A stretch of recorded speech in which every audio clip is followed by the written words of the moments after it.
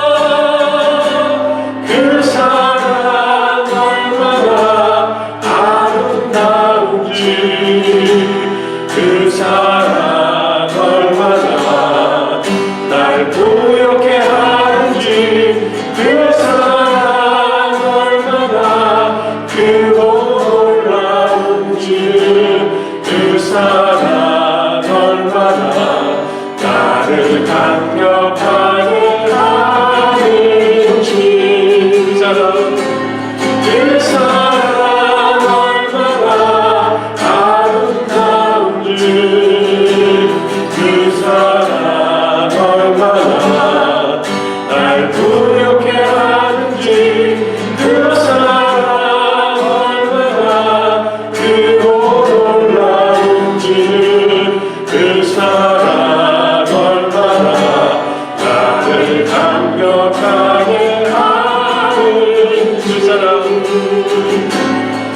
사랑 얼마나 아름다운지 그 사랑 얼마나 날 부욕해 하는지 그 사랑 얼마나 크고 놀라운지 그 사랑 얼마나 나를 강력하게 하는지.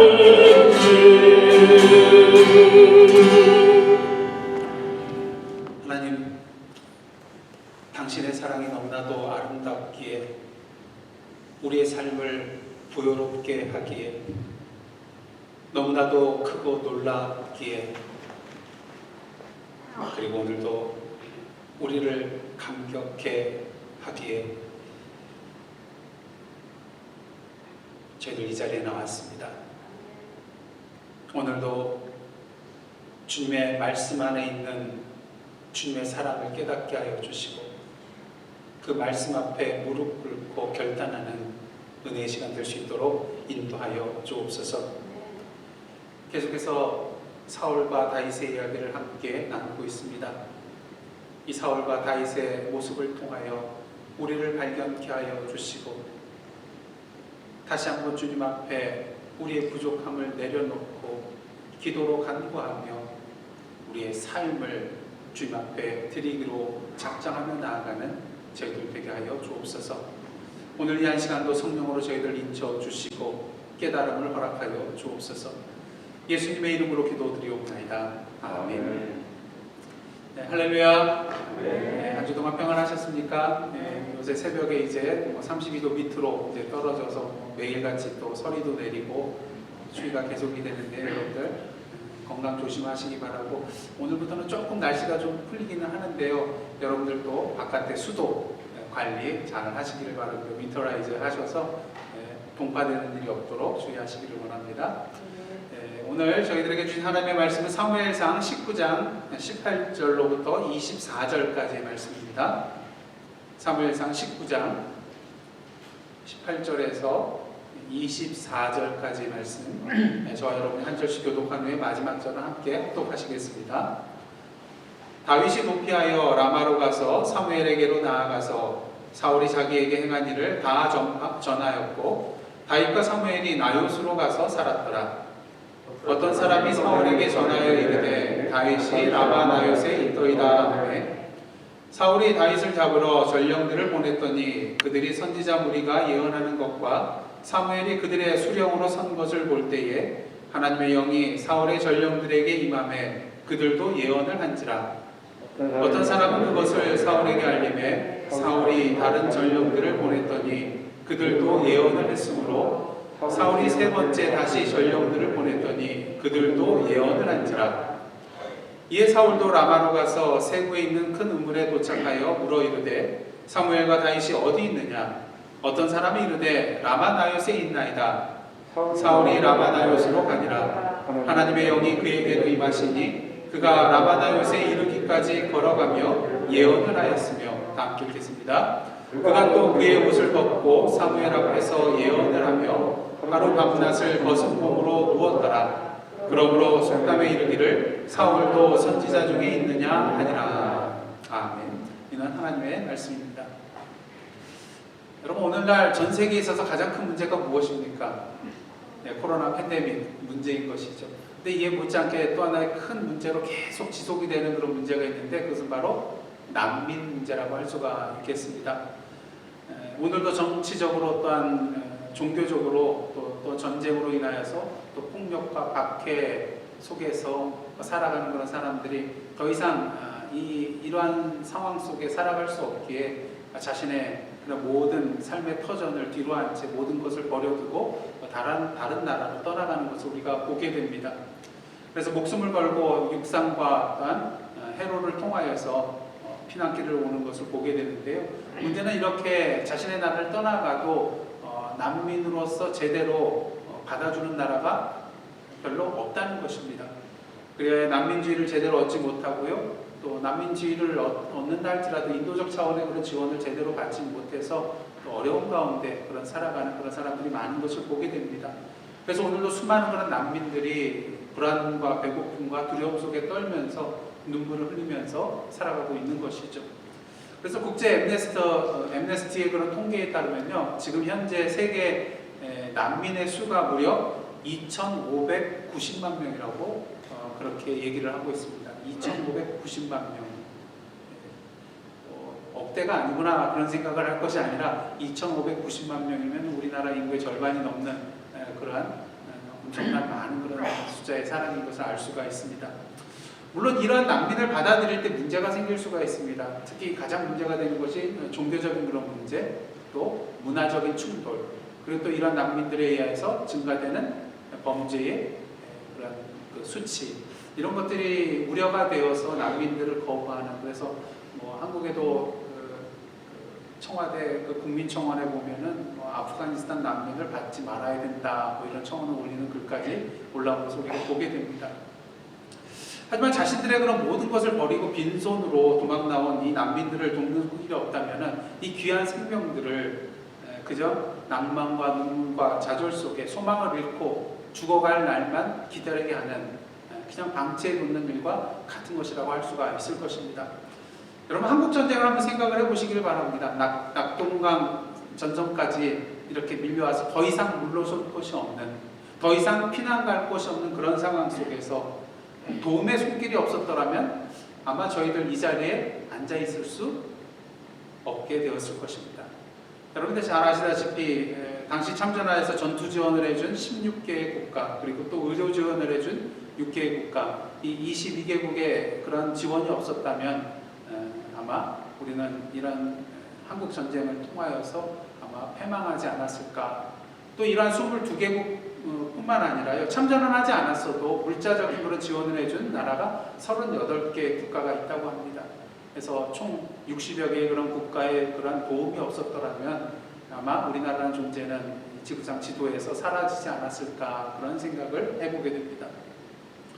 그런 의미에서 난민뿐만 아니라 오늘도 폭력과 억압과 착취와 불의와 또한 이런 어려움 속에서 숨어 지내야 하며 또 도망가야만 하는 그런 사람들에게 가장 필요한 것은 바로 도움의 손이라고 할 수가 있겠죠.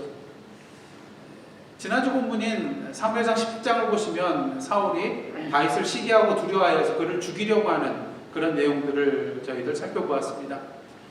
사울은 자신이 다윗을 창으로 2번이나 던져서 죽이려고 했고요. 또 천부장을 삼아가지고 전쟁터에서 죽기를 바랬으나 그 소원대로 되지가 않았습니다. 그래서 자신의 딸 메랍과 또 미가를 수단으로 사용을 해가지고, 결혼을 수단으로 사용해가지고 블레셋 사람의 손을 들어서 그를 죽이려고 했지만 그 뜻도 이루어지지 않게 되죠. 그래서 사울은 여기서 끝난 것이 아니라 이제 계속해서 어떻게 하면 다윗을 죽일 수 있을까, 그런 궁리를 하게 되는 것을 보게 됩니다. 그래서 오늘 본문이 포함된 사무엘상 19장을 보시면요, 계속해서 사울이 어떻게 하면 다윗을 죽일 수 있을까 골머리를 짜내면서 실제 그런 행동으로 옮기는 것을 계속 보게 됩니다. 사실 사울은 왕이기 때문에 못할 일이 없습니다. 그냥 사람 한 사람 죽이는 것쯤이야 식은 죽 먹기로 할 수 있는 그런 지위에 있는 사람인 것이죠. 하지만 쉽게 잡힐 것만 같았던 다윗이 번번이 사울의 손을 피하여서 도망을 가게 되는 것을 보게 됩니다. 이렇게 다윗이 사울의 손을 피해서 이렇게 도망갈 수 있었던 이유 중 하나는 다윗의 주변에 그를 돕는 손이 있었기 때문이죠. 물론 사울에게도 돕는 손이 있었습니다. 오히려 다윗보다도 그 수가 더 많았죠. 하지만 사울은 결코 다윗을 잡거나 죽일 수가 없었습니다. 그 이유는 무엇일까?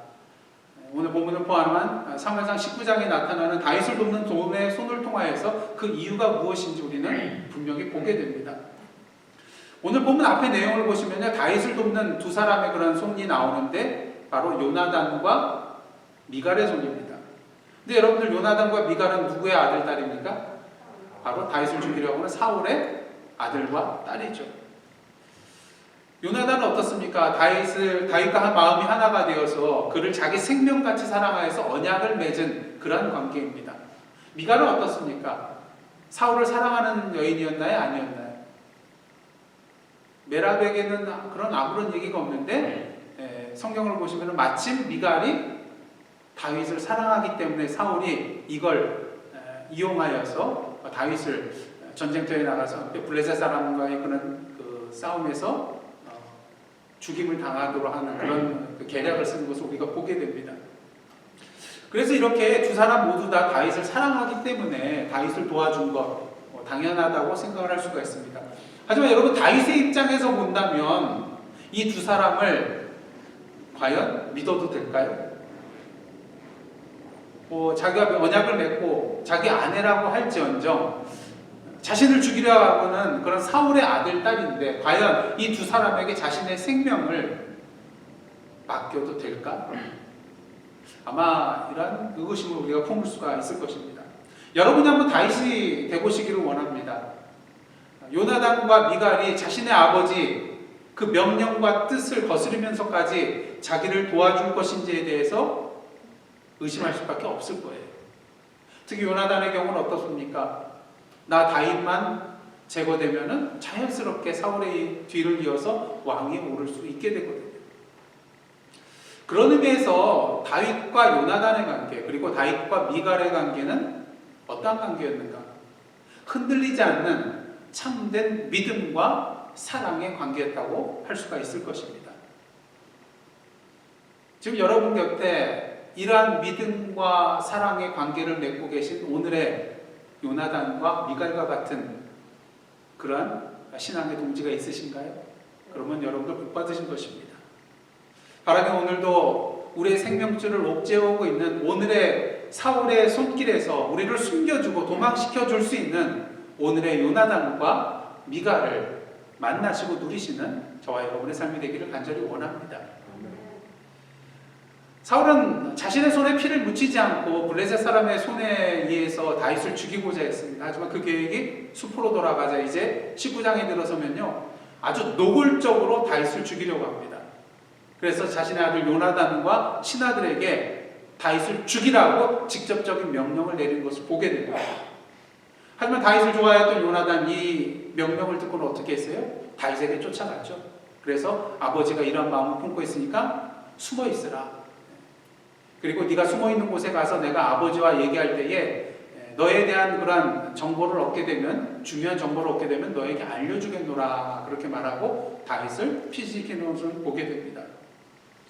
요나단은 아버지 사울을 만나서 다윗에 대해서 칭찬을 하면서 이렇게 말합니다. 사무엘상 19장 4절 말씀 한번 보시겠습니다. 사무엘상 19장 4절입니다. 제가 봉독해 드리겠습니다. 요나단이 그의 아버지 사울에게 다윗을 칭찬하여 이르되 원하건대 왕은 신하 다윗에게 범죄하지 마옵소서.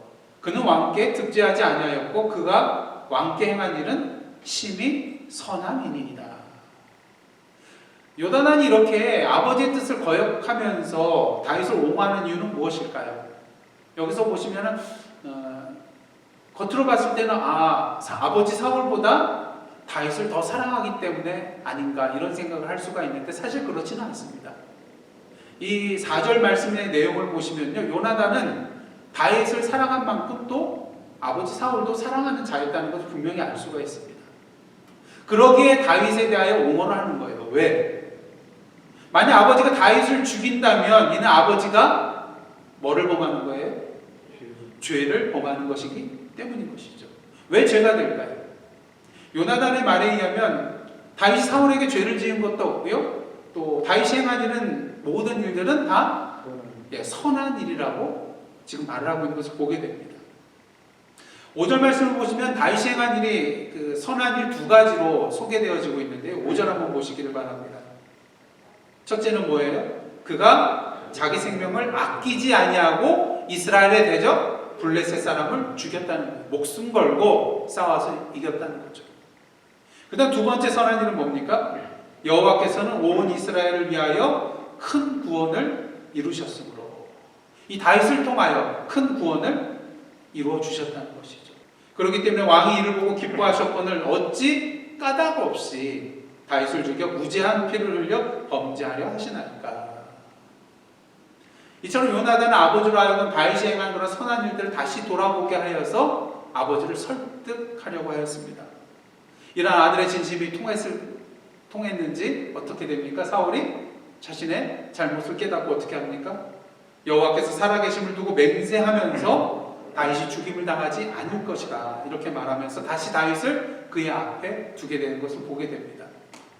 하지만 이것도 잠시 어떻습니까? 사울의 손에 단창이 들려있을 때 그에게 하나님이 부르신 악령이 또 임하여가지고 다윗을 단창으로 죽이려고 하는 그런 모습을 보게 됩니다. 이때도 수금을 타고 있는 다윗에게 단창을 던져서 죽이려고 하고 있어요. 근데 좀 이상하지 않습니까? 사울이 자신의 잘못을 알고 다윗을 곁에 다시 두었는데 왜 하나님께서는 이 악령을 보내셔서 다윗을 죽이려고 하는 그런 마음을 사울에게 주셨을까? 좀 이상하지 않나요? 근데 그 이유를 그 앞절을 보시면 분명히 알 수가 있습니다.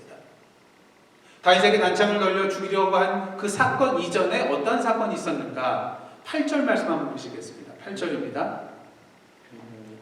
전쟁이 다시 있으므로 다윗이 나가서 블레셋 사람들과 싸워 그들을 크게 쳐 죽이매 그들이 그 앞에서 도망하니라.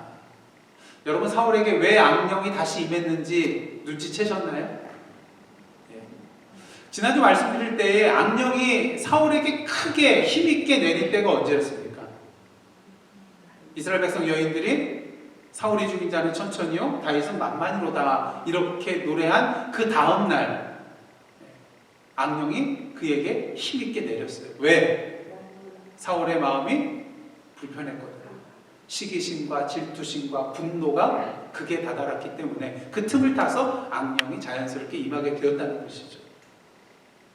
그런 의미에서 오늘 8절 말씀 보시면 다윗이 또다시 블레셋과의 싸움에서 대승을 거두었습니다.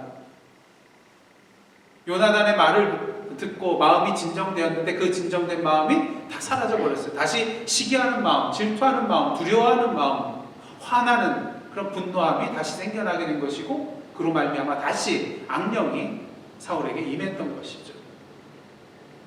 하지만 이번에도 다윗은 그의 단창을 피하고 도망을 가게 됩니다. 이에 사울이 전령들을 보내가지고 그 집을 지키다가 다윗의 집을 지키다가 아침에 그를 죽이라고 명령을 합니다. 근데 이 사실을 미갈이 어떻게 알았는지는 모르겠어요. 하지만 이 사실을 알고 미갈이 다윗에게 말합니다. 오늘 밤 도망가지 않으면 당신은 죽게 될 것이다. 그러면서 창에 밧줄을 달아가지고 다윗을 도망시키는 것을 보게 되죠. 그리고 우상을 가져다가 침상에 눕히고 거기다 염소털로 엮은 것을 우상의 머리에 씌워가지고 머리카락처럼 보이게 하고 다윗의 옷을 거기에 입히게 됩니다. 그리고 전령들이 왔을 때 뭐라고 합니까? 그가 병들었다. 그래서 전령들이 이제 사울에게 가서 이 사실을 그대로 알리니까 사울이 화가 나서 뭐라고 합니까? 침상째 들고 오라. 근데 이번에 전령들이 갔더니 자신들이 속은 것을 깨닫게 됐죠. 이 소식을 들은 사울은 미갈에게 말하죠. 어찌하여 나를 속였느냐? 어찌하여 내 대적을 도망가게 그대로 놔뒀느냐? 이때 미갈이 또다시 거짓말을 합니다. 뭐라고 하죠? 다윗이 내가 너를 죽이고 가야겠느냐? 그렇게 하지 않도록 하라. 그랬기 때문에 내가 보내줄 수밖에 없었습니다. 거짓말을 합니다. 만약에 다윗을 붙잡으려 했다면 자신을 죽였을 것이라고 그런 거짓말을 하게 되죠. 이처럼 미갈은요 두 번의 거짓말을 합니다. 첫 번째 거짓말은 뭐죠? 다윗이 병들어 누운 것처럼 거짓말을 했고요. 그다음 두 번째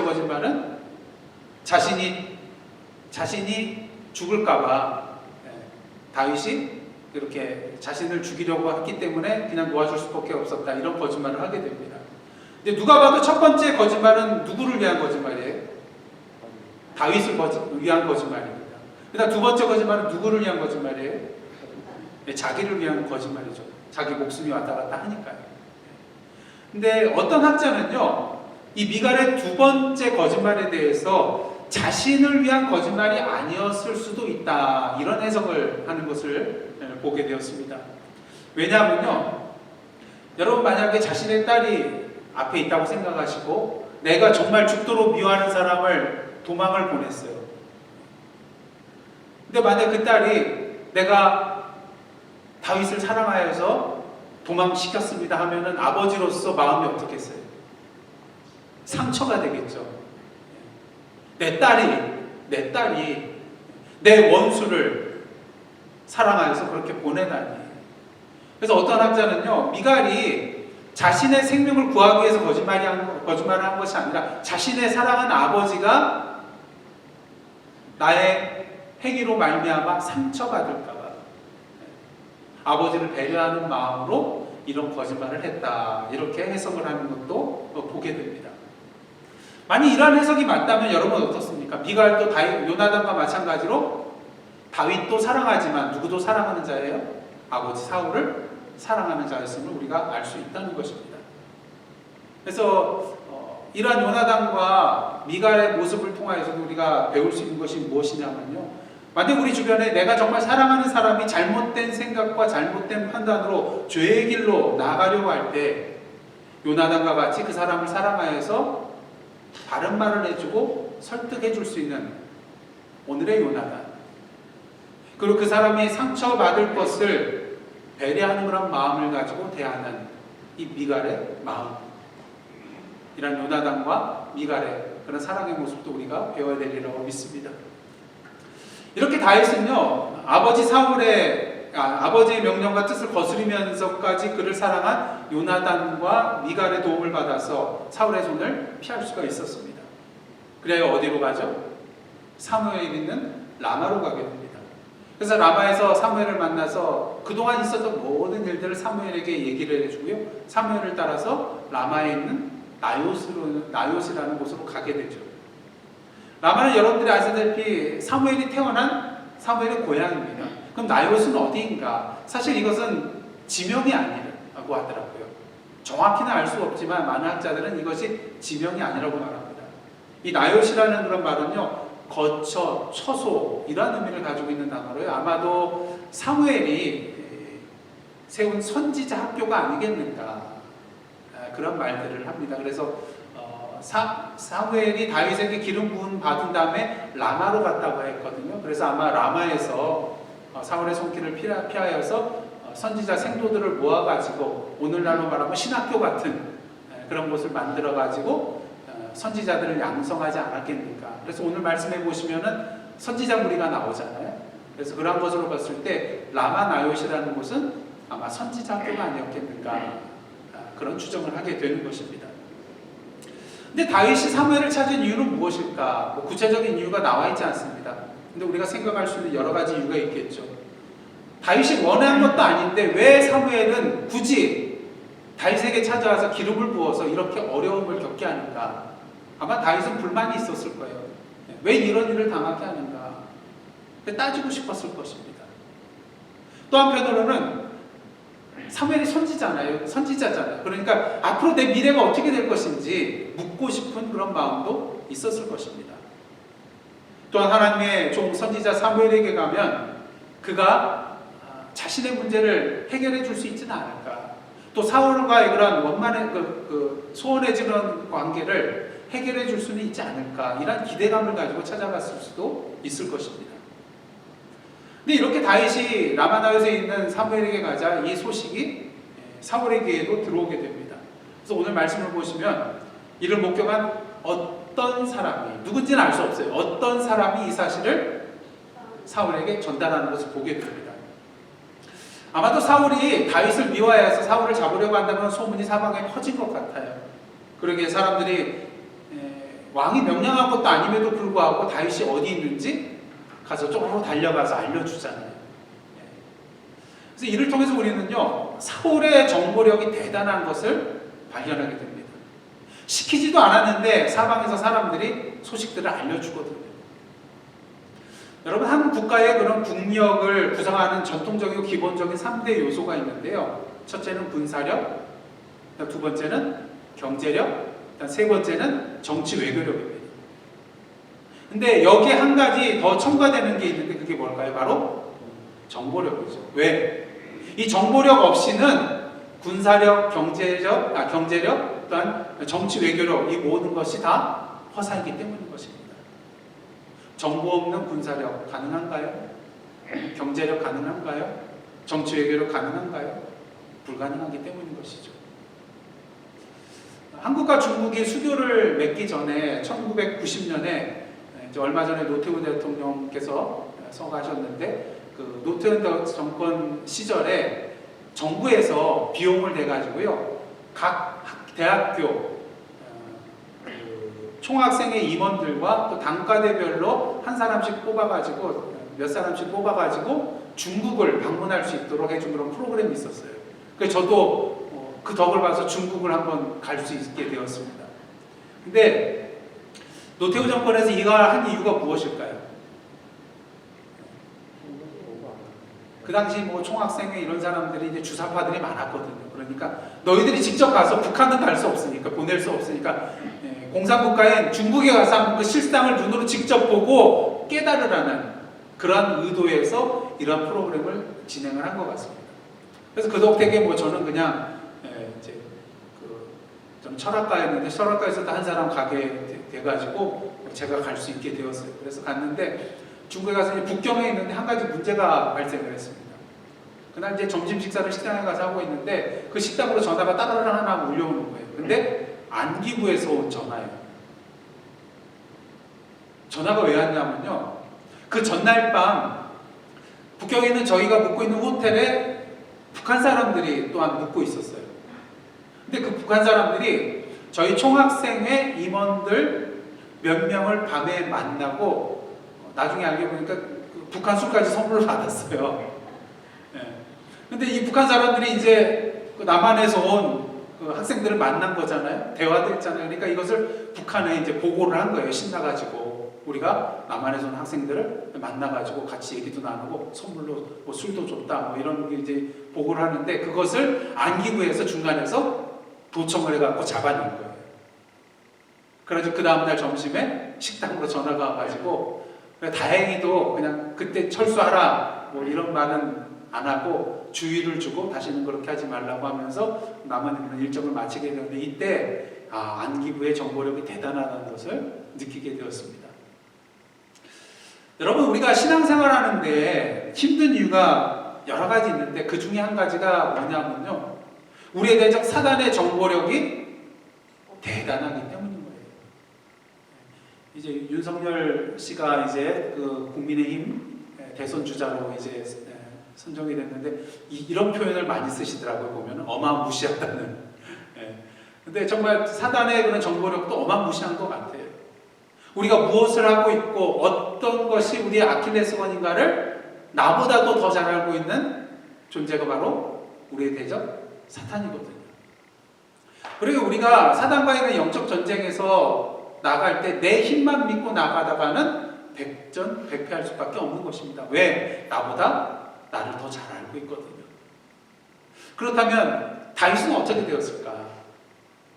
다윗이 라마나요스에 있다는 그런 소식을 들은 사울은 다윗을 잡기 위하여 전령들을 그곳으로 보내게 됩니다. 이제 다윗을 잡는 것은 시간 문제입니다. 하지만 어떻습니까?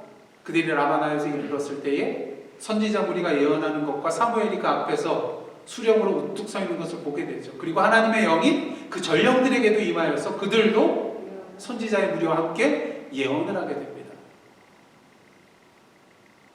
사울은 소식을 기다리는데 소식 깜깜이에요. 예언하고 있거든요, 지금. 근데 이번에도 어떤 사람이 이 사실을 보고 사울에게 가서 알리죠. 사울이 그런 두 번째 전령들을 보내게 됩니다. 어떻게 됐을까요? 똑같은 일이 벌어지게 됩니다. 세 번째 보냅니다. 똑같은 일이 벌어져요. 그래서 이제 믿고 일을 맡길 사람이 없는 거예요. 그래서 이제 본인이 직접 나서서 라마나요스로 가게 됩니다. 라마로 갔을 때 사람들에게 묻죠. 사무엘과 다윗이 어디 있습니까? 그러죠. 어떤 사람, 이번에도 어떤 사람이 라마나요스에 있다고 알려준 것을 보게 됩니다. 여전히 정보력 하나는 끝내주는 사람이 바로 사울이라고 할 수가 있는 것입니다. 하지만 이 사울의 정보력은요, 아무런 효과를 거두지 못하게 됩니다. 왜? 그가 가지고 있는 정보, 이 정보는 단지 다윗이 어디에 있다는 것만 알려주는 정보였기 때문이죠. 다윗을 어떻게 하면 확실하게 잡을 수 있다는 그러한 내용이 아니었기 때문인 것입니다. 여러분, 높이 하늘을 날고 있는 독수리, 어디에 있는지 알고 있다고 그 독수리를 쉽게 잡을 수 있나요? 어디 있는지 그냥 바라볼 뿐, 닭 쫓던 게 지붕 쳐다보는 그런 덕이 될 수밖에 없다는 것이죠. 드디어 사울이 이제 라마나요스로 가게 됩니다. 어떠한 일이 일어났습니까? 그에게도 하나님의 영이 임하여서 그 전령들과 마찬가지로 예언을 하게 됩니다. 근데 한 가지 수치스러운 일이 발생하게 돼요. 예언을 하는 것까지는 좋은데 옷을 다 벗어 제낍니다. 그리고 사무엘 앞에서 예언을 하면서 하루 밤낮을 쉬지 않고 예언을 하면서 벗은 몸으로 누워있는 것을 보게 되죠. 그리고 이런 사이에 라마나요스에 있던 다윗은 다시 도망을 가게 되는 것을 보게 됩니다. 근데 지금까지 이야기들을 보시면 사울을 돕는 손길들도 있고요, 다윗을 돕는 손들도 있는 것을 보게 됩니다. 하지만 중요한 사실은 사울을 돕는 손들이 아무리 많다 할지라도 결국 다윗을 돕는 손들을 당해내지 못한다는 것이죠.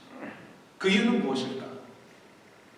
요나단과 미갈과 사무엘의 도움의 손 뒤에서 누구의 손이 역사하고 있기 때문에? 하나님의 손이 역사하고 있기 때문에, 하나님의 영의 손이 임하고 있기 때문에 당해낼 수가 없다는 것입니다. 근데 물론 누군가 이렇게 말할 수가 있을 거예요. 만약 그렇다면 요나단과 미갈의 도움의 손길을 통해서 문제가 해결되어야 되는 것 아닌가? 그냥 숨겨주고 도망시켜주는 것으로 끝나는 게 아니라 근본적인 문제를 해결해 주어야 되는 거 아니겠는가? 사실 이해 공감이 되시죠?